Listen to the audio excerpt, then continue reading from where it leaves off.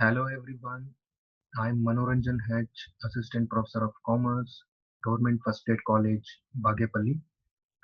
Today we discuss on strategic human resource management prescribed by Bangalore North University for fifth semester BBA.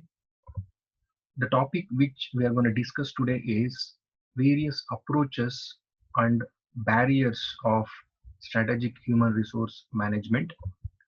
In the previous class or a video, we discussed on strategic human resource planning model.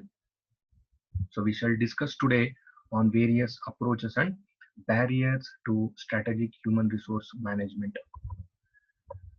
The outcome of the particular session would be you will be able to explain what are the different approaches which are prevailing in an organization with respect to strategic human resource management and what are the hindrances or problems or barriers to strategic human resource management.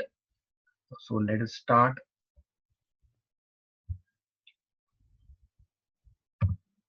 As you can see in this particular slide, these are the various approaches of strategic human resource management in an organization. It starts with the basic traditional approach, followed by strategy implementation approach. Next, we have strategy formulation approach, best practices approach, and the last one is best fit approach. We'll start with the first one, traditional approach. As the name itself says, it is a basic traditional approach which is very old. So it this particular approach has no role in formulation and implementation of business strategy. As the name itself says, traditional, here there is no concept of strategy or business ideas or applications like that. Then there is no new ideas or strategy kind of thing in this particular approach. It is just a basic approach. It assumes that people and jobs are very stable. So in every organization, there are people, employees who are working in an organization and their particular job will be stable. So it is like normal basic approach. So what is the advantages of this particular approach? So it helps in better analysis of specific job. So it explains, no doubt it explains, there is no clear cut or strategy kind of thing in this particular approach. It just helps in better, and you can analyze what is this roles and responsibilities of a particular job in an organization, and also it helps in assess person fit or recruitment and selection of qualified person for a specific job. So you have certain job and you will hire qualified people for that particular job, and you will keep on doing that, and the particular job or the work will be accomplished in a smoother way. So this is about a traditional approach, the basic traditional approach. Next, we have strategy implementation approach. The second important approach is strategy implementation approach, which explains. See here, the word comes strategy implementation. The ideas have come, new ideas, skills, plans have come. So how you will analyze or assign the different HR process in the organization goals has come up. So the strategies will be on par with the goals of an organization. How you will accomplish the goals of an organization through better strategies or plans has come into picture.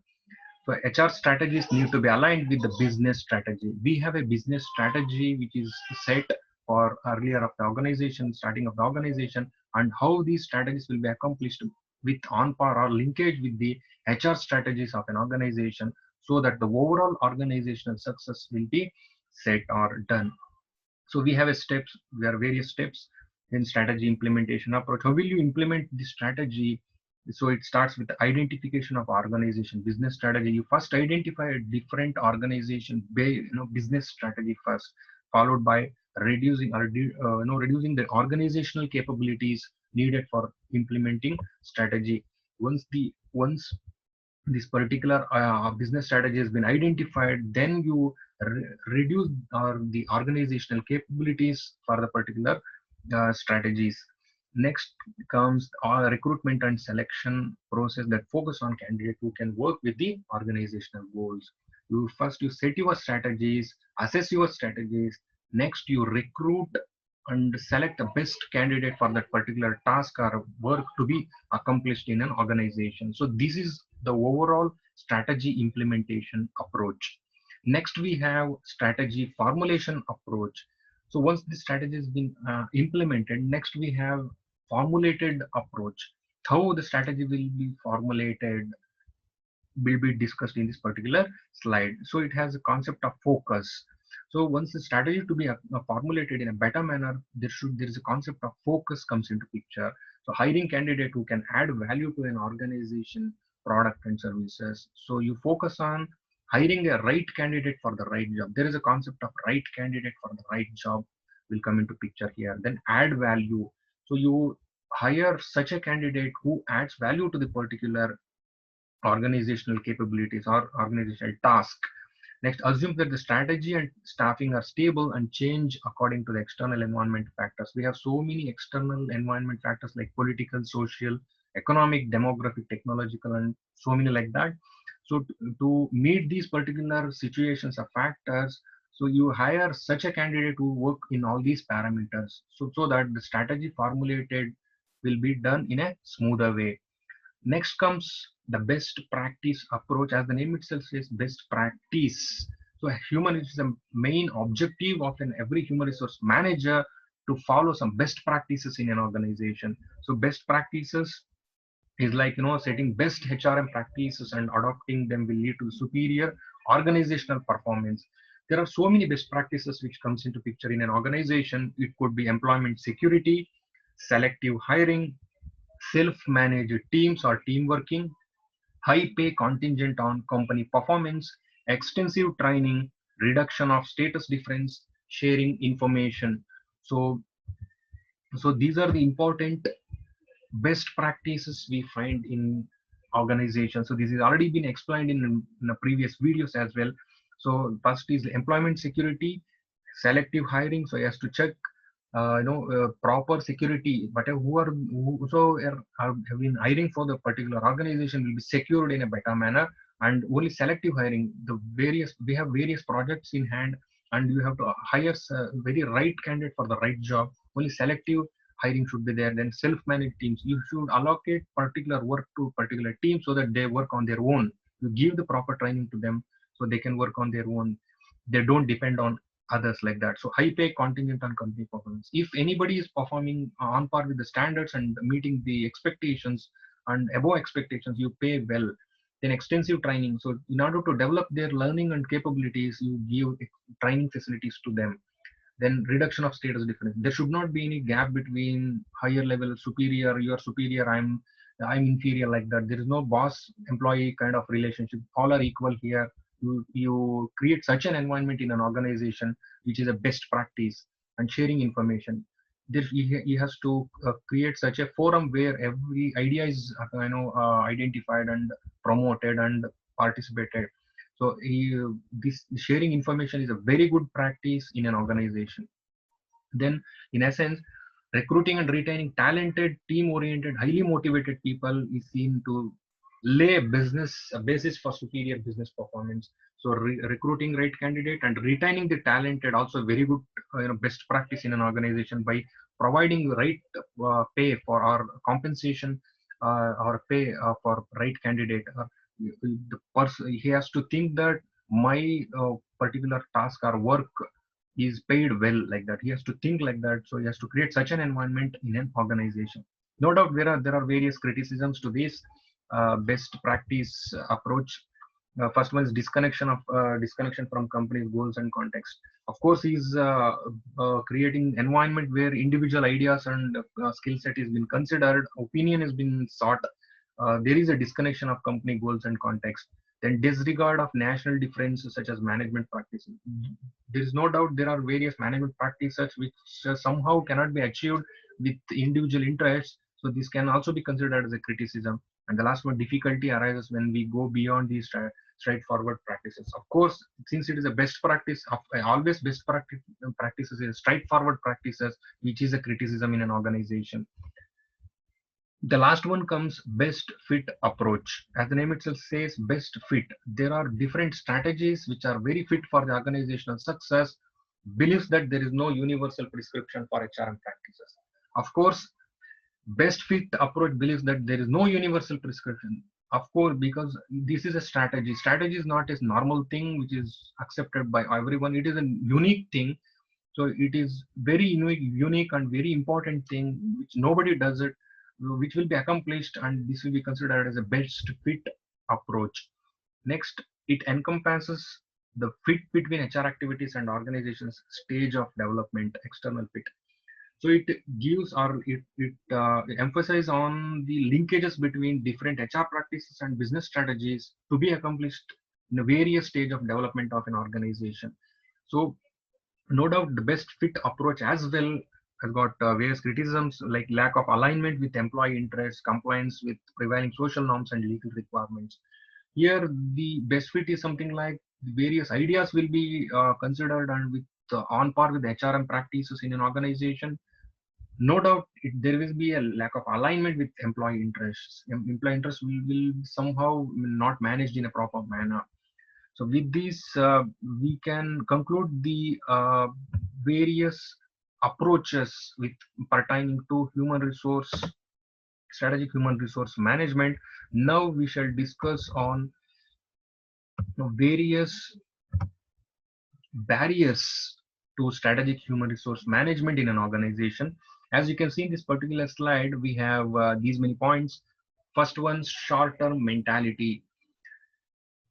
There is no doubt whenever there is a concept of strategy or ideas have come into picture in an organization, there is a short-term mentality. There are certain employees who or any kind of employee will not believe or will not accept the ideas or strategies which is implemented in organization. So definitely we can say this is a particular barrier, short-term mentality, and this will not be last longer.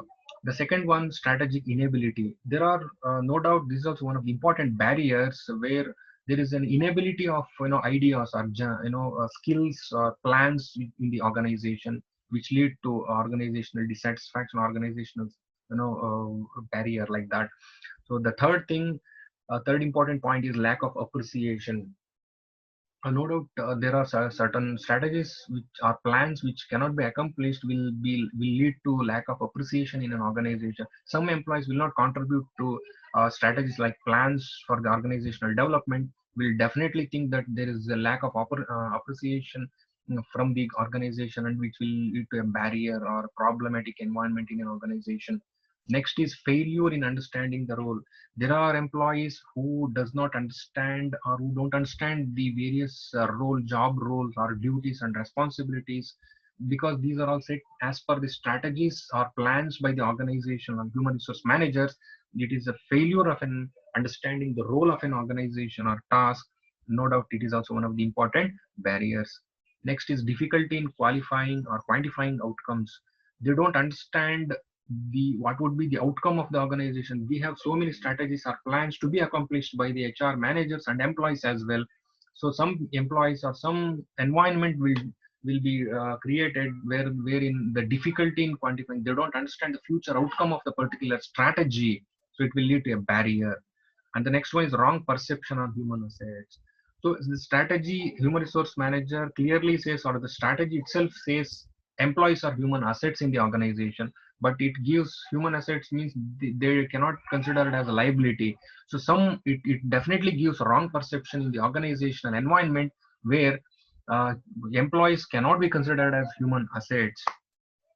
And the last one is resistance. No doubt every new idea or change in the environment or ideas or plans cannot be accepted, and there will be a resistance in an organization. So these are the different barriers to strategic HRM. There are other important barriers as well for the strategic HRM.